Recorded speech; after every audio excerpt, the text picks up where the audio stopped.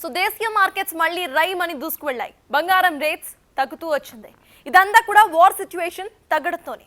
అవును, భారత్ పాక్ మధ్య ఉద్రిక్తతలు తగ్గడం, సీజ్ ఫైర్ అనౌన్స్ చేయటం, ఇక పాకిస్తాన్ వైపు నుంచి కాల్పులు లేకపోవటం, ఇవన్నీ కూడా మార్కెట్ల ర్యాలీకి కారణమయ్యాయి.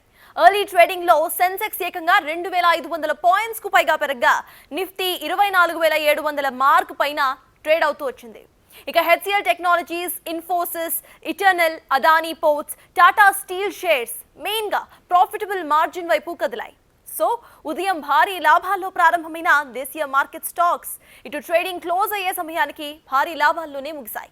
సెన్సెక్స్ ఏకంగా 2950 పాయింట్ల లాభంతో 82404.81 వద్ద, నిఫ్టీ 912.80 పాయింట్ల లాభంతో 24920 పాయింట్ల వద్ద నిలిచింది. చాలా రోజుల తర్వాత భారీ లాభాల్లో స్టాక్ మార్కెట్స్ క్లోజ్ అవ్వటం ఇదే మొదటిసారి.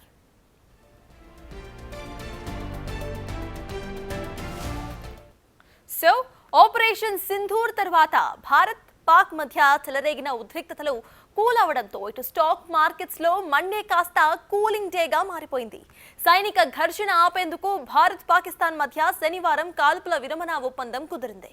అదే రోజు రాత్రి పాకిస్తాన్ కొంత ఓవర్ యాక్షన్ చేసినా సరే ఆ మరుసటి రోజు పూర్తిగా సైలెంట్ అయిపోయింది. సో రెండు దేశాల మధ్య వార్ టెన్షన్స్ తగ్గిపోవడంతో ఇన్వెస్టర్స్ సెంటిమెంట్ ను బలపరిచింది.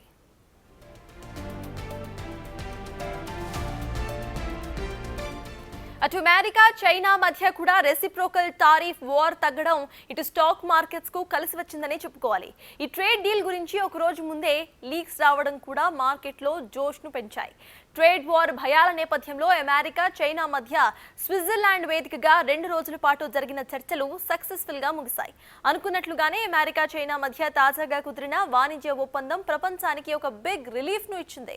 ఎందుకంటే అటు అమెరికా, ఇటు చైనా సుంకాలను భారీగా తగ్గించేందుకు ఒప్పుకున్నాయి. 90 రోజుల పాటు టారిఫ్లకు బ్రేక్ ఇవ్వాలని డిసైడ్ కూడా అయ్యాయి. అమెరికా దిగుమతులపై టారిఫ్లను 125 నుంచి 10% చైనా తగ్గించుకొని వచ్చింది. మరోవైపు చైనా ఇంపోర్ట్స్ పై సుంకాలను 145 నుంచి 30% అమెరికా తగ్గించేసింది. ఈ పరిణామం కాస్త ప్రపంచవ్యాప్తంగా మార్కెట్లకు కొత్త కలను తీసుకొచ్చినట్లయింది.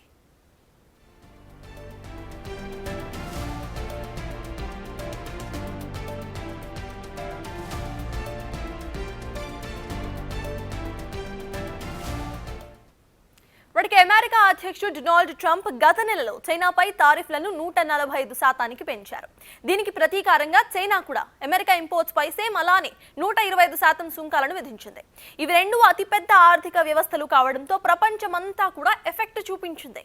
మన మార్కెట్స్ నుంచి ఫారెన్ ఇన్వెస్టర్స్ పెట్టుబడులను ఉపసంహరించుకోకపోవడంతో ఇటు మార్కెట్స్ చాలా వరకు క్రాష్ కూడా అయ్యాయి. కల్లోల పరిస్థితులు ఎదుర్కొన్నాయి. దీనికి తోడు ఆటోమేటిక్ గా బంగారం రేట్స్ కూడా విపరీతంగా పెరిగిపోయాయి. ఒక దశలో తులం బంగారం ₹1,00,000 మార్క్ ను కూడా చేరుకుంది. ఇప్పుడు మళ్ళీ మార్కెట్స్ కోలుకోవడంతో ఇన్వెస్టర్స్ రూట్ మార్చేయటం బంగారం రేట్ తగ్గేందుకు ఒక కారణం. హైదరాబాద్ లో 24 క్యారెట్ గోల్డ్ ప్రైస్ ఇప్పుడు 96,880గా ఉండగా 22 క్యారెట్స్ గోల్డ్ ప్రైస్ 88,800 గా ఉంది. సో నిన్నటితో పోలిస్తే వీటి ధరలు సోమవారం రోజు వరుసగా 1800, 1650 చొప్పున తగ్గాయి. అంతర్జాతీయంగా కూడా ఔన్స్ రేట్ తగ్గడం కలిసి వచ్చింది. అదే సమయంలో భారత్ పాక్ ఉద్రిక్తతలు కూడా తగ్గడం కలిసి వచ్చిన పరిణామం. ఆర్థిక నిపుణులు అంచనా వేసిన దాని ప్రకారం 2025లో 10 గ్రాముల బంగారం ధరలు 87,000 నుంచి 90,000 రూపాయల దాకా రావచ్చంటున్నారు. ఇది రిజర్వ్ బ్యాంక్ బంగారం కొనుగోళ్లు. అలాగే ప్రపంచవ్యాప్తంగా దేశాల మధ్య అనిశ్చితి పరిస్థితులపై గోల్డ్ రేట్ ఆధారపడి ఉండబోతోంది.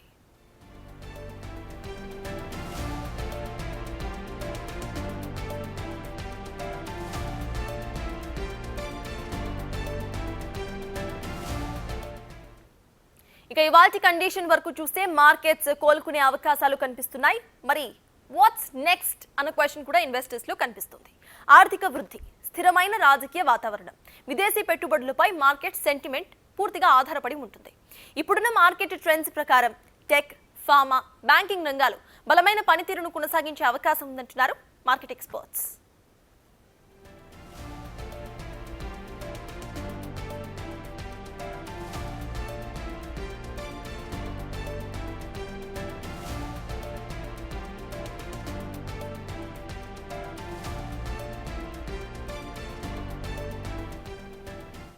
బట్ ఇక స్టాక్స్ ఇప్పుడు ఇన్వెస్టర్స్ కు కాస్త రిలీఫ్ ను చూపిస్తున్నాయి. దీనిపై పూర్తి మనతో మాట్లాడడానికి we have with his business analyst Uppu Madhavireddy. నమస్తే అండి. గుడ్ ఈవినింగ్ అండి. ప్రెసెంట్ మనం చూస్తున్నాము స్టాక్స్ క్రాష్ అవుతూ వస్తున్న కొద్ది కూడా బంగారం రేట్స్ ఘోరంగా పెరిగిపోయాయి.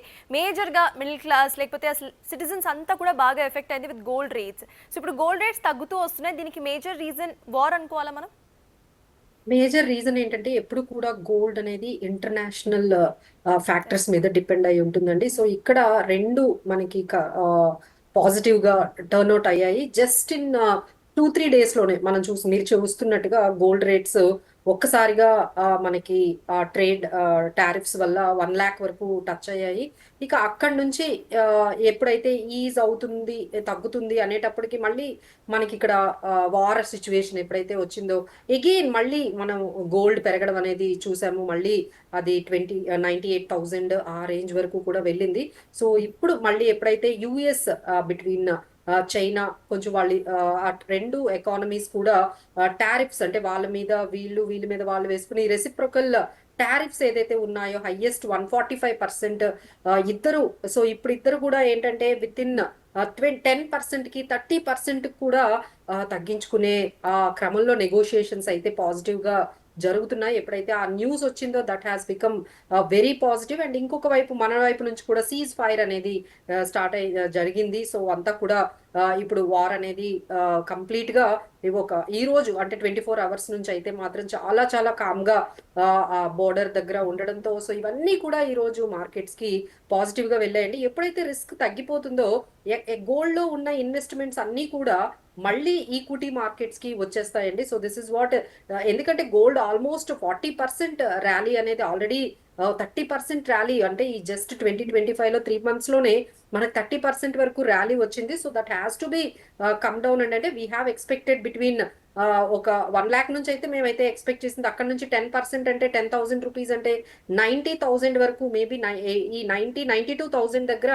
మార్కెట్స్ ఒక్కసారి ఎప్పుడైతే రిస్క్స్ అనేవి కొంచెం తగ్గిపోతాయో గోల్డ్ డెఫినెట్ గా కొంచెం కరెక్ట్ అవుతుందని ఎక్స్పెక్ట్ చేసామండి. అలానే ఇక్కడ ఉన్న రిస్క్స్ అన్ని కూడా కొంచెం కొంచెం తగ్గుతూ ఉండడంతో మళ్ళీ ఇన్వెస్ట్మెంట్స్ అన్ని కూడా సేఫ్టీ హెవెన్ అయిన గోల్డ్ నుంచి మళ్ళీ ఈక్విటీ వైపు వెళ్ళినట్టుగా ఈ రోజు మనం చూసాం. ఆల్మోస్ట్ ఒక 1,000 పాయింట్స్ దగ్గర దగ్గరలో అంటే 25,000 వరకు మనకి నిఫ్టీ అనేది ఆల్మోస్ట్ 25,000 కి టచ్ అయిందండి. సో వీఆర్ వెరీ మచ్ అంటే మనకి ఆల్ టైమ్ హై 26,277. సో మనం ఆల్రెడీ ఇక్కడ మనం 11% వరకు లోస్ నుంచి నిఫ్టీ అనేది మార్కెట్స్ అనేవి రికవర్ అయ్యాయి. సో అందుకనే మనకి గోల్డ్ అనేది ఈ విధంగా తగ్గుతుందండి. ఇంకొంచెం మళ్ళీ మార్కెట్స్ కానీ అంటే నాట్ ఓన్లీ ఇండియన్ మార్కెట్స్ అండి, మనం గమనిస్తే యుఎస్ మార్కెట్స్ కూడా లాస్ట్ 2-3 days నుంచి బాగా అప్ ట్రెండ్ లో ఉన్నాయి. సో ఈక్విటీ మార్కెట్స్ ఎప్పుడైతే జోష్ లో ఉంటుందో ఈ గోల్డ్ మార్కెట్ అనేది ఎప్పుడైనా సరే కరెక్ట్ అనేది అవుతుందండి.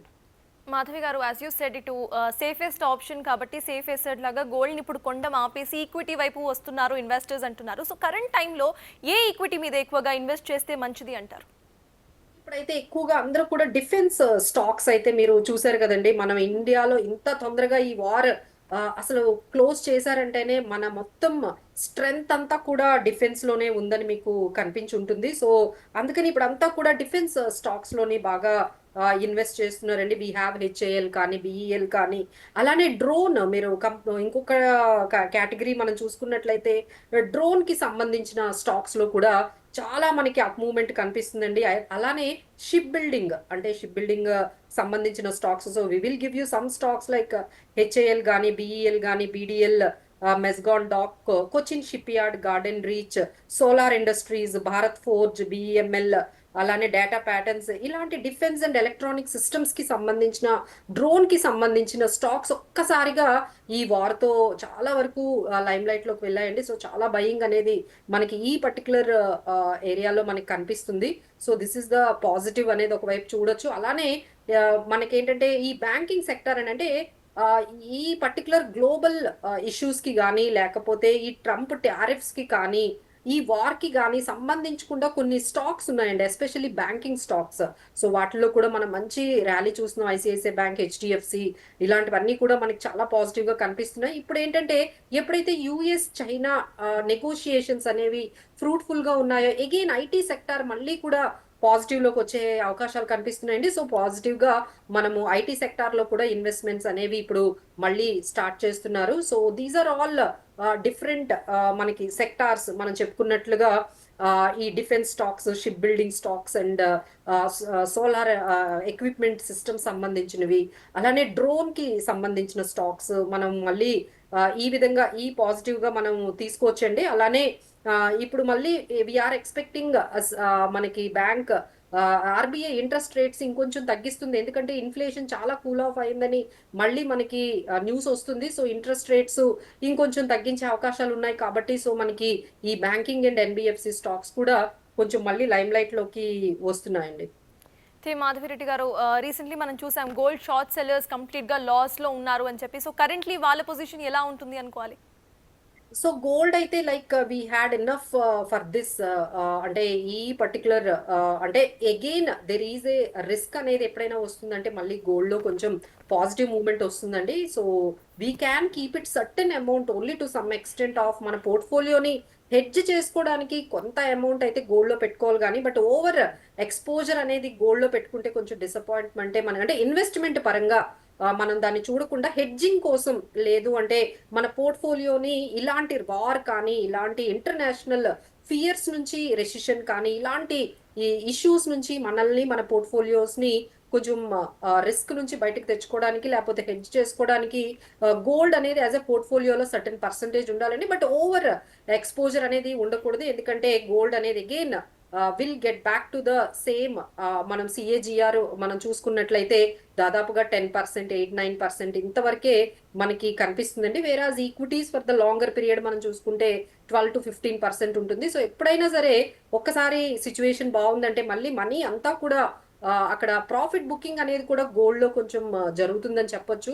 అలానే అక్కడ మనకి మన యుఎస్ డాలర్ కి అగేనెస్ట్ గా ఇండియన్ రూపీ కూడా కొంచెం స్ట్రాంగ్ అవుతుంది, కాబట్టి ఆ విధంగా కూడా మనకి ఇక్కడ గోల్డ్ అనేది కొంచెం కరెక్ట్ అవుతుంది. So there are many factors that impacting ఈ గోల్డ్ ఫాల్ కి. అంటే ఒకవైపు మన రూపీ స్ట్రెంథనింగ్ కానీ, యుఎస్ ట్రేడ్ విత్ చైనా వాళ్ళిద్దరి మధ్య నెగోషియేషన్స్, అలానే వార్ కొంచెం మన దగ్గర కూల్ ఆఫ్ అవ్వడం, all those things are giving lot of pressure on the gold అండి. సో గోల్డ్ మీద అయితే ఈ విధంగానే ప్రెషర్ ఉంటుంది. ఈక్విటీ పెరుగుతున్నంత వరకు గోల్డ్ మీద అయితే ఇంకా అంత అప్ సైడ్ అనేది మనం ఎక్స్పెక్ట్ చేయలేం.